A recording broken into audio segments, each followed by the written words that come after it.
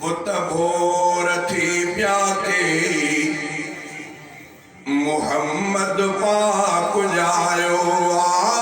बुत भोर थी प्याके मुहम्मद पाक जायो नूर सदा चमकाट वया थी नूर सदा चमकाट वया थी दुनिया में दिल भर आयो बुत भोर थी प्याके मुहम्मद पाक जायो बुत भोर थी प्याके मुहम्मद पाक जायो पाड़ कुफर जी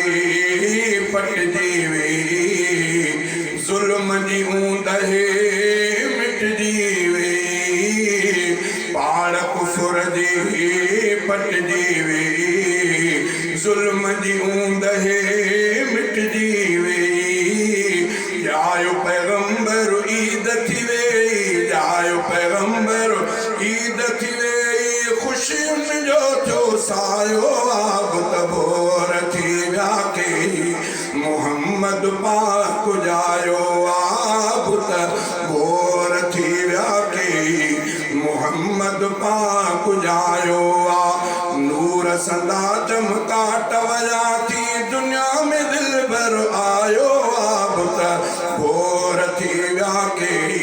मुहम्मद पाक जायो सुन मुहम्मद एडो आए चोटियों जो चंद्र कुछ भी नहीं सुन मुहम्मद एडो आए चोटियों जो चंद्र कुछ भी नहीं मुझे नबी के सुनो सब खा मुझे नबी के सुनो सब खा परवर पान बनायो बुत भोर थी व्याके मुहम्मद पाक जायो नूर सदा चमकाट वया थी दुनिया में दिल भर आयो बुत भोर थी व्याके मुहम्मद पाक जायो कंहिंखे न अहिड़ो शान मिलियो जहिड़ो नबीअ खे मान मिलियो कंहिंखे न अहिड़ो शान मिलियो जहिड़ो नबीअ खे मान मिलियो पाक नबीअ खे अल्लाह साईं पाक नबीअ खे अल्लाह साईं फर्श का अर्श घुरायो बुत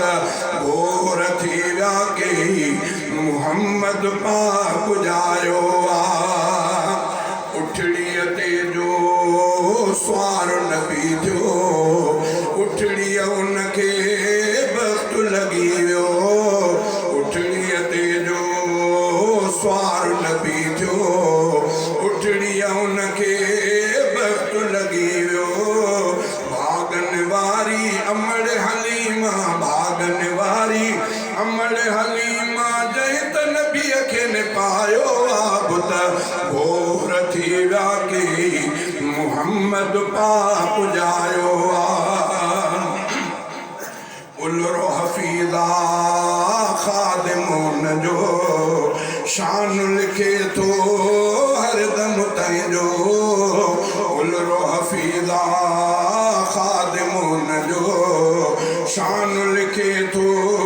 हरदम तंहिंजो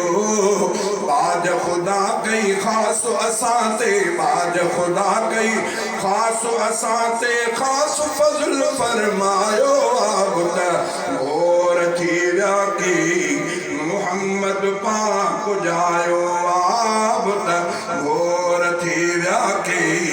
मुहम्मद पाक जायो नूर सदा चमकाट वया थी नूर सदा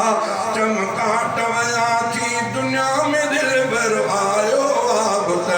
भोर थी व्याके मुहम्मद पाक जायो